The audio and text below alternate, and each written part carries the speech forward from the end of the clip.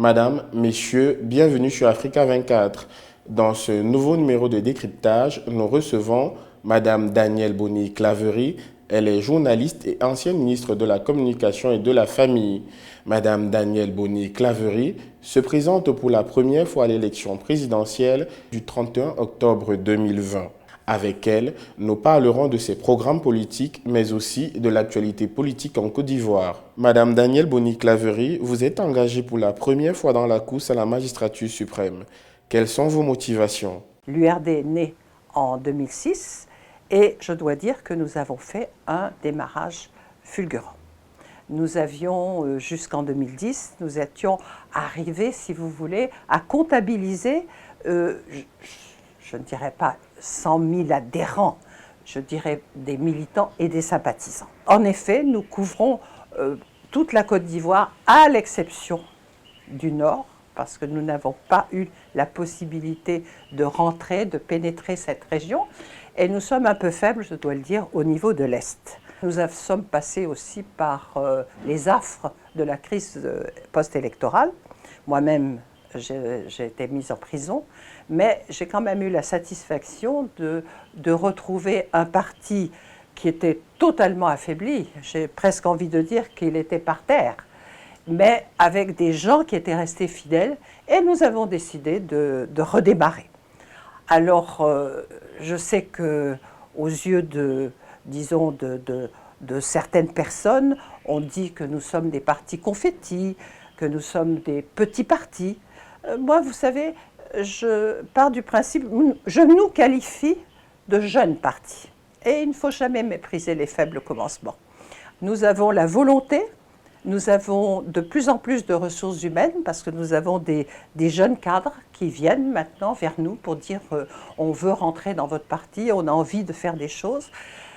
Donc c'est une satisfaction. Qu'est-ce qui justifie selon vous la multiplication des candidatures féminines pour ce scrutin présidentiel? J'ai voulu profiter d'un boulevard qui s'offre aux femmes.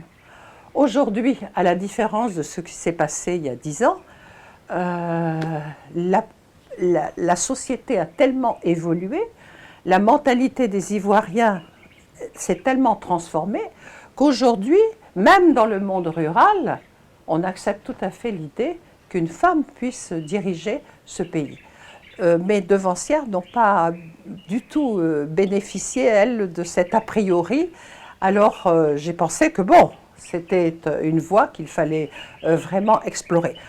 C'est une réalité et c'est une nécessité. Et à l'URD, nous disons que c'est un préalable. Préalable à toute action. Il faut que les Ivoiriens se retrouvent. Et nous disons que nous n'accepterons plus jamais qu'il y ait un camp par rapport à un autre camp. Il ne peut y avoir qu'un seul peuple. Et ce peuple, ce sont les Ivoiriens. Nous pensons aussi qu'il est très important que nous nous réapproprions un certain nombre de valeurs qui ont disparu. Et je pense que les populations sont elles aussi fatiguées de ce racket des forces de l'ordre, fatiguées de cette corruption qu'ils subissent dans notre administration. Ils sont las également d'une justice qui leur paraît inégale et dans laquelle ils ne peuvent pas avoir confiance. Donc nous voulons bien sûr, je veux dire, balayer tous les domaines. Et nous avons également un point qui nous tient à cœur, c'est que nous ne croyons pas dans l'État-providence, mais nous voudrions plutôt orienter l'État pour qu'il soit un État-outil de solidarité.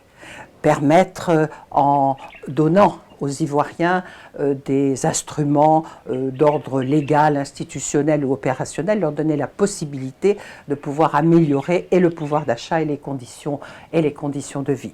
Notre slogan à nous, c'est changer et reconstruire. Nous voudrions de cette manière moraliser la vie publique parce que je crois qu'elle a besoin de cela et c'est aussi, et cela répond aux attentes de nos compatriotes qui ont manifesté qu'ils désiraient, dans ces candidatures multiples, eux voudraient un profil de rigueur, de probité et pourquoi pas, n'ayons pas peur du mot, d'honnêteté.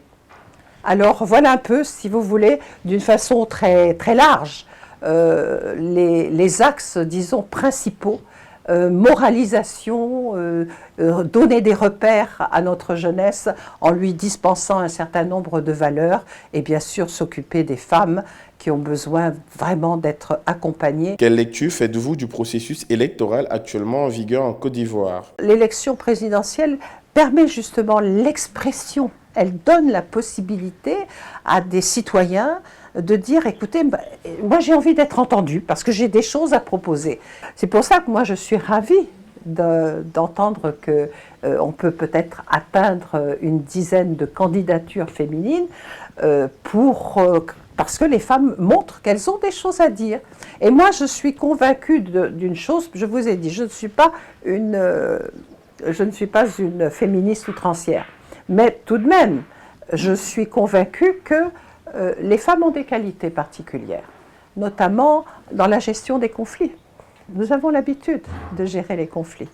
Nous savons apaiser les esprits, nous savons réconcilier. Donc ce sont des qualités que nous pouvons mettre au service de la collectivité et qui peuvent être utiles pour reconstruire cette Côte d'Ivoire où tous les uns et les autres ont réappris à s'aimer. Que pensez-vous de votre pays 60 ans après son accession à l'indépendance? Dans la commission électorale, vous avez, je ne parle pas des personnes, mais les entités qui représentent l'opposition ont été choisies par le gouvernement d'une façon totalement discrétionnaire.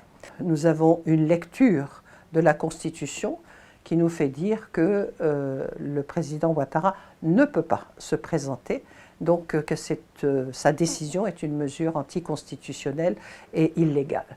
Nous ne voulons pas qu'il y ait un remake de 2010-2011 et l'URD, depuis déjà des mois, tire la sonnette d'alarme pour dire attention, nous sommes en train d'aller dans un mur. Alors essayons de nous asseoir, essayons d'entamer un dialogue pour trouver un consensus autour du processus électoral et nous n'avons jamais réussi jusque-là. Pour terminer, dites-nous comment se porte l'URD, votre parti, 14 ans après sa création. Ce bilan, il n'est pas totalement négatif. Il y a eu des acquis, mais bon, j'ai envie de dire que nous aurions pu mieux faire, parce qu'il y a peut-être eu aussi du gâchis.